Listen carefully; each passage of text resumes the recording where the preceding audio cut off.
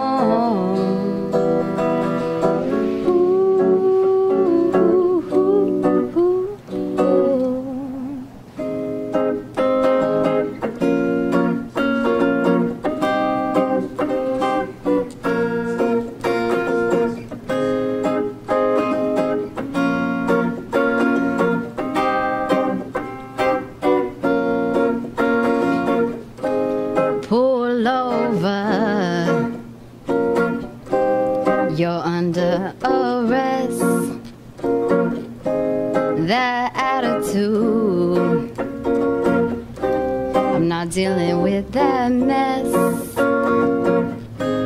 Who do you think you are? Who do you think I am?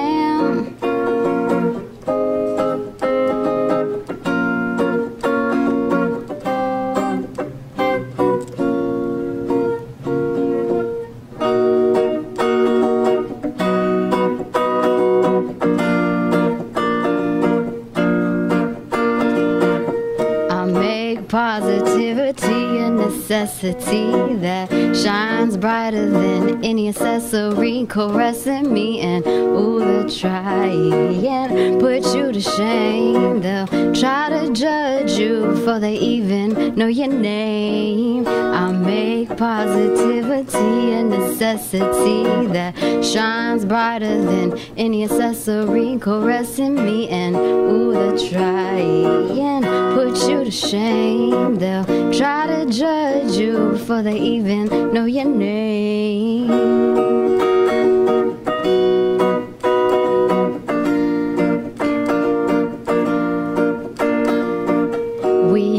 Questions that we have answers to. Nobody wants to see you win in a game that they lose. Sometimes words will try to bring you down. Same things that make you smile can also make you frown.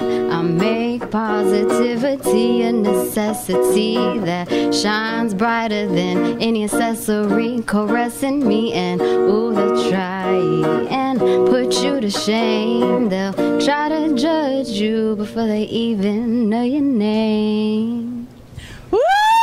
Look at that, Miss Jessica Lynn in the house. But we'll be right back after these messages. We're going to hear more about Miss Jessica Lynn and her destiny, how she got to this point after these messages. See you soon.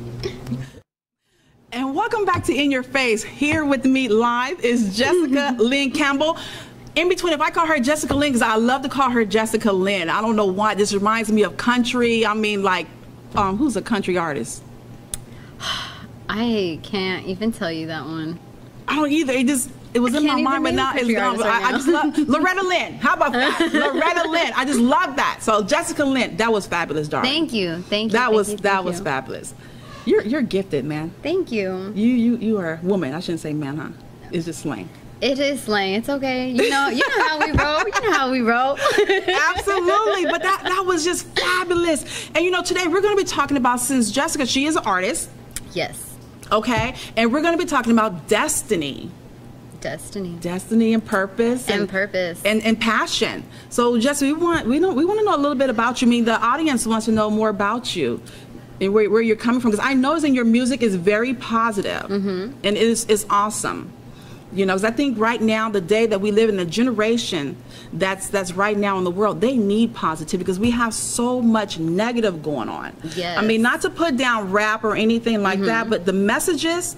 It's just too much. We're saying to preserve women, to talking about women's lib and this and that, but then you're talking about things, go swing on a pole, and as long as you my hoe, and long as you bring my money to me. No, I mean, it's so degrading. It is. I mean, for a black woman, I mean, people find it weird. I mean, I have so many different layers of myself, Jessica. I mean, I like country music.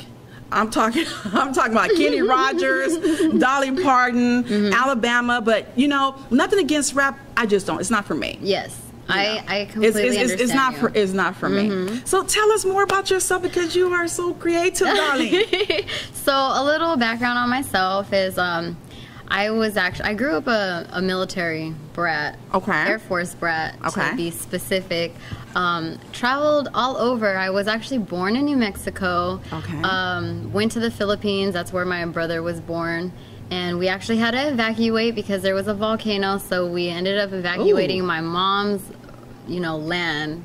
Went to Alaska. From Alaska, we lived there for a couple years, and then South Carolina, back to Alaska, and then Alaska to Wyoming, Wyoming to Portugal, actually, which was the Azores, not the actual mainland of Portugal. From there, we actually came back to the States, Northern California, where my dad retired at Travis Air Force Base, and that's where my music actually begun. Is that right? Yes. And do you come from a musical background? What about your family? Is music in the family? My music is in the family. My grandma, she played the piano, and she sang gospel at her church. And rest in peace to my grandma Bertha. She died, and I didn't get a chance to really meet her because we traveled so much and we were always gone. And I remember ever since I was young, when I was in the Philippines. I could say like I was 2 years old and remember seeing a red guitar in one of the rooms. And every time I was gonna go walk to it, somebody would snatch me up. Is that right? And so I always you're so cute. They just want to paint your cheeks. Somebody would snatch me up, and I was like, man, I need to get my hands on whatever that is. I had no idea it was a guitar, but I still remember that memory. Isn't and I that was right? It's still vivid, like it happened yesterday. Oh, wow. That is so wonderful. You most definitely have a very, I'm going to say, angelical voice. Thank you. You know, and I know I had spoke to you briefly before, and you were telling me about, you know, what made you not go into like how would I say, how people kind of compromise themselves for music to be into the mainstream media of music. What made you not go that direction? What made you stay positive, on the positive side of the music? Well, I was actually writing from a lot of my pain when I first started music. And I was also listening to a lot of like Amy Winehouse, Erykah Badu. And I was hanging out with a friend one time, and he was telling me, have you ever heard of the Nation of 5%? And I was like, what is that, you know? And he was telling me that, oh, it's this like group of people, which was like a spliff off of Islam, but not to get into like religion or anything like that. No, we're not going there. No, we're not going to go there, but it was still interesting because I started reading about what their values were, and a lot of hip-hop artists are actually within this like Islam? Like Islam and the Nation of 5%. One of them being KRS-One, Rakim, and their rule was you have to sprinkle knowledge and wisdom into your music. It has to be conscious. That. Very good. And so when I heard that, I started listening to all the music that I had listened to all my life and was actually listening to the words. And I was like, oh my goodness, there's messages. And, you know, learning about us as slaves, you know, we actually sang in the cotton field, and we would deliver messages, and you know, the white man wouldn't even know that we were like, they just thought we was singing, but we was like, oh yeah, no, we was carrying messages. And we knew where to meet each other at night through songs. You know what, Jessica, I like that you said that. And coming from, I mean, do you mind, I know you're in your 20s, correct? Yes. Coming from a newer generation woman, she's in her 20s, and she's going way back to the motherland. And that is so key, because there are a lot of, let's say, African-American young people who don't even know anything about their history. And that is so key for you to even go there and to add that into your music, to let them know that, hey, you know, 'cause actually, I'm 47. You just taught me something. I'm gonna keep it real. I'm not gonna play like I am not gonna play like I know everything. So she just, as a young woman, taught me something, and that is key. That is so very important, and I like that fact. You know, I mean, tell us some of the things that you face in the industry. So some of the things that I faced in the industry was exploitation of women. You know, meeting guys that they'll tell you, oh my gosh, your voice is so beautiful. Oh my goodness, you're so talented, you know, like, oh yeah, you can work with us. And they want to put you into the industry to exploit you. You know, I had a guy tell me, you know, you are so cute and you have a beautiful voice. You can just get producers. All you have to do is go on dates with them, or, you know, do whatever you need to do, and they'll get you beats for free, you know. And I'm like, what? You know, studio time for free, all you have to do is sell yourself. I was like, no, I'm good. No, thank you. You know, so I would stay to myself a lot. And it was a struggle, because it makes you think, as a female, am I really talented, or are they just saying that, you know? And I had to really come back to myself and just focus on my art, and just can't even go But there. now you do know that you are talented. Yes, you are of very, course. you are very talented. I'm glad you know that, because you are talented. And you know, as long as we stick in something, and I feel that if you're in tune to your spirituality and you allow God to walk you through your path, you'll make it. And so when people they want to rush it in. They want like instant. Yeah. People are in the instant gratification mode. But so you got to understand, God there's steps He has to take you, because when He takes you through those steps, He's going to allow you to keep it. He's preparing you. Yes. For the top. You can't just jump over the hurdle and say, okay, no, it's not going. You're going to fail. No. when God's doing it, he's doing it in a very gradual way, because in those lessons, he's teaching you something. And hopefully while you're going through that, you are learning it and you are keeping it with you. So when you get there to the top, you'll know, like, nope, you are not right. Something wrong with you. Get back. You'll know. Yes, and that was actually something that I learned as a young artist when I first started doing music, and I was actually dating a musician at that time, and he was getting a bunch of shows. So I was like, oh, that's what I got to do. You know, so I'm sitting here trying to book shows, and I didn't even really have music like that, you know, and he was like, baby girl, you are doing it all wrong. You know, you don't go to people and, you know, have them look at your art. You focus on your art and they will come to you.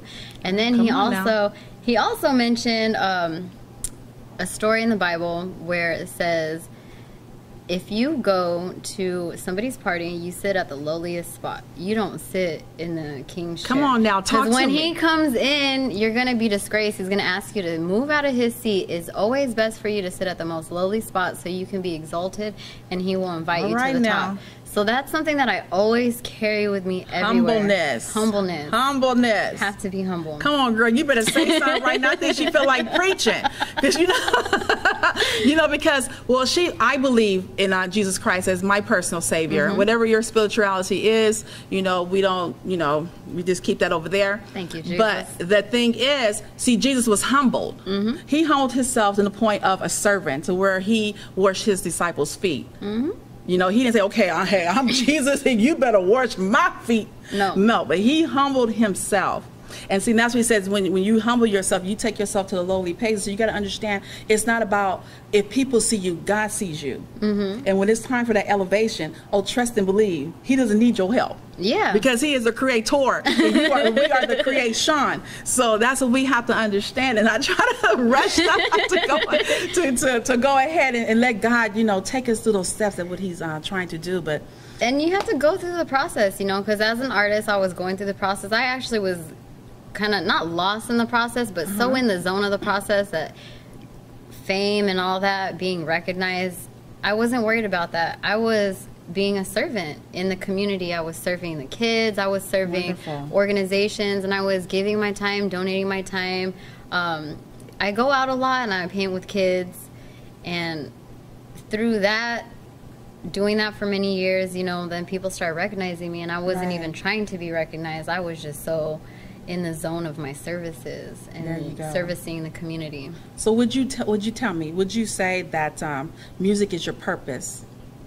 Music is my purpose. Art is my purpose. I started off as a visual artist. Okay. And then I slowly started getting into my music. I always wrote, but I never really took it serious until now. So now that it's getting serious, I'm like, whoa, you know, people are, this is serious. There you go. But you know, sometimes, you know, God will always lead you on one thing and he opens it up. You know, but he'll start you off one way, then he'll get straight to your purpose. Yeah, he will, because I was gonna quit.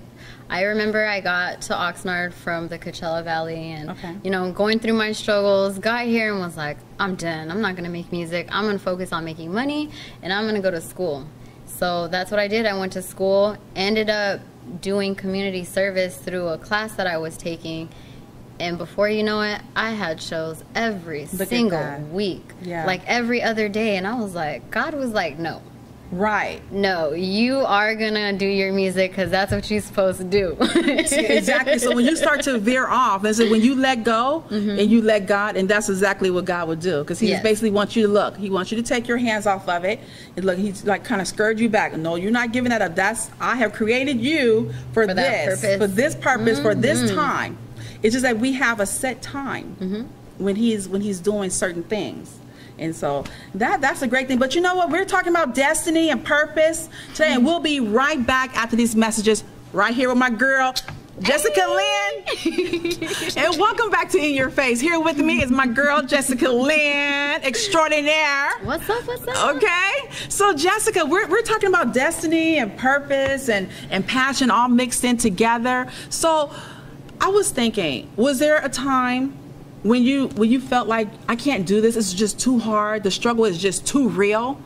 Yeah, you know, there's times where I would pick up my guitar, and again, I'm self-taught, I've never taken guitar lessons, but I would pick up my guitar and try to play something, and I'd be like, can't do this, you know, and I would just kind of like throw my guitar down and There's times where I feel like I can't sing because there's other singers that I meet along the way who have extraordinary voices, and without realizing that I'm still young at what I do, and that these singers have been doing it for like 20 plus years. Right. And yeah, there's times where I felt like I wanted to give up, but I didn't. I couldn't. My passion was just always burning. Like no matter what, I would catch myself. I would, in my unawareness, I would catch myself singing or writing, or you know, I just couldn't quit. You couldn't quit. So, how do you define definition for yourself? I mean, destiny. I'm sorry. What am I doing? Define destiny for yourself. What do you consider? Destiny is a natural flow. It's a natural way, and destiny is something that is in your control, but it's not simultaneously. Yes. So meaning that there was a lot of things that I would try to do, such as putting events together, and I would always try to have all the control over it, because in my mind I create these ideas and these illusions. It has to be perfect. It has to be like this, and it has to be like this in order for it to be successful.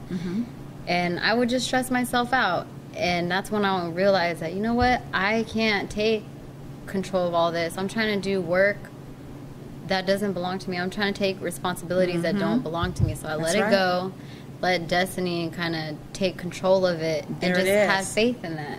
There you go. That's absolutely correct. I mean, but what would the message that you would give to young people out there who's trying to do exactly what you're actually doing right now, and stay in that, and not to give up, and just keep on going for that dream, that destiny, that passion, that purpose? I would say to continue. And for the people that do go through their phases of depression, that just go through it, you know, just really be aware of yourself in that depression, because that's where a lot of your creativity is gonna flow.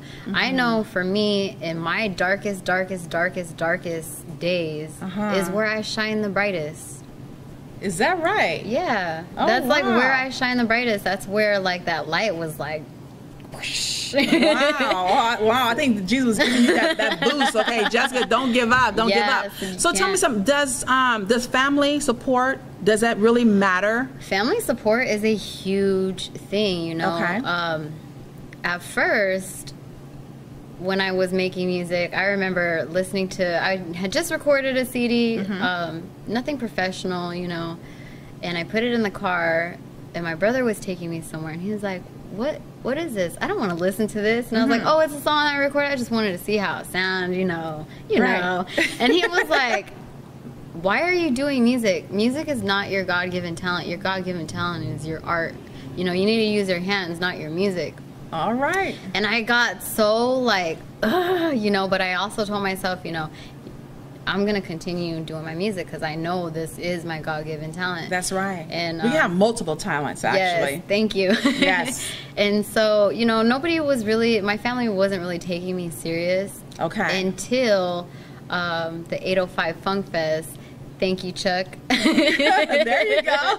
They're like, whoa, yes, that's my daughter. Right, and I had opened up for the SOS band. I opened up for the Zap band, Climax. Come on, girl. You know, and so my parents were there, and my dad got it on film. And I remember actually my brother came to one of my shows and was like, whoa, I didn't know you can sing like that. I didn't know you can rap like that, you know. And then I just took myself serious, because if you don't take yourself serious, nobody's gonna take you serious, and you can't let the outside affect you. You have to just stay strong here. Exactly. What would you say to those young people who they don't have that family support? They don't have anyone. All they have is self. That's all they have. How can they get past that? The negative chatter that goes back here in the back of the head. Oh, you're not good enough. You got, like you said, you have people with 20, 30 years experience. I would continue being strong in yourself, but I would also continue meeting and surrounding yourself around people that are doing the same thing as you. Surround yourself around, you know, even though you don't have family, blood family, you have community, and we're all here, and that's what I always tell everybody. People are like, I don't know who to go, I don't know, you know, my family's not even artistic, so they're not, you know, catering to my artistic abilities, and you need to kind of get yourself around artists, people that are doing the same thing as you, that have the same visions and dreams as you, who support you. Right, that is so key, and that was so. I'm gonna go back to what you said. That is so key when family members, they don't seem to believe in what you're doing. The same thing with me and my inspirational speaking. They say, okay, yeah, Tonya just has a big mouth. She always talks. But then when they came to one of my seminars, and my brother was like blown away. Oh my God! Oh my God! You're so gifted. You have such power when you speak. Oh, now you recognize. Yeah. First it's like, oh yeah, that's Tonya. Shut up. You know, but then when they see you at your peak, and when you're performing, and then they say, oh wow, then they want to hold you. Oh, that's my sister. Yeah, okay. And that goes back to time. Timing is everything. Timing's everything. Timing is absolutely, absolutely. But you know what, Jessica, you're gonna give another treat. Jessica, give another treat. So after this message, we're gonna come back with Jessica, and she is going to close us out with her great, wonderful, extraordinary voice. Jessica Lynn. See you guys soon. Welcome back to In Your Face, and we're here with Jessica Lynn, and we have come to our end, Jessica. Oh, but not yet. I know, and I don't want you to leave, honey, but you know what? We're going to end on this note. Jessica is going to sing us out right now. We're going to hear from Jessica one more time on In Your Face, and she's going to take it there. All right, so this song is called No Fear in Love. All right, No Fear in Love.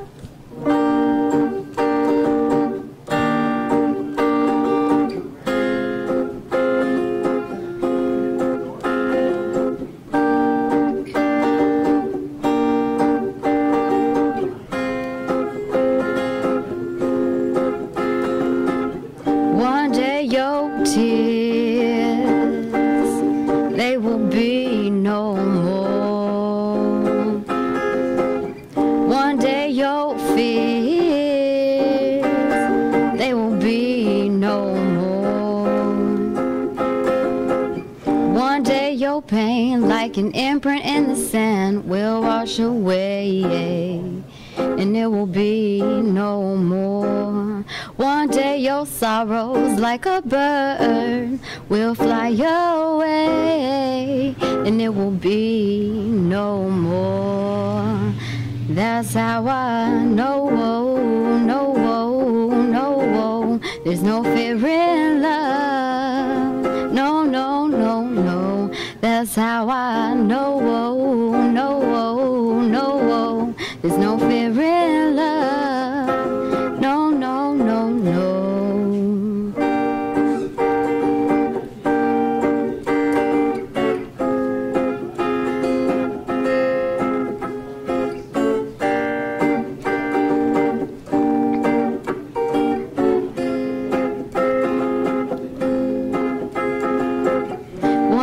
Your tears, they will be no more.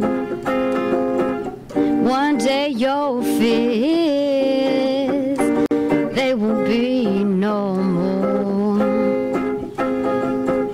One day your pain, like an imprint in the sand, will wash away, and there will be no more. One day your sorrows like a bird will fly away, and there will be no more. And that's how I know, there's no fear in love. No, no, no, no. That's how I know, there's no fear in love. No, no, no, no. Thank you. That was Jessica Lynn Kimble. Jessica, let the folks know how can they get in contact with you if they want to hear some great music so they can book you for their engagement. Let them know. You know, the most simplest place at Facebook, www.facebook.com/J.Lynn 88. Yes, just J.Lynn88. Or you can find me on Facebook at Jessica Lynn Kimble, and that is Jessica Lynn, Lynn, Kimble, Kimble. You could also find me on SoundCloud at soundcloud.com/Yeska, and that's YESKAH. Hit her up. All right, this is Tonya for In Your Face. Until next time, we out. Peace out.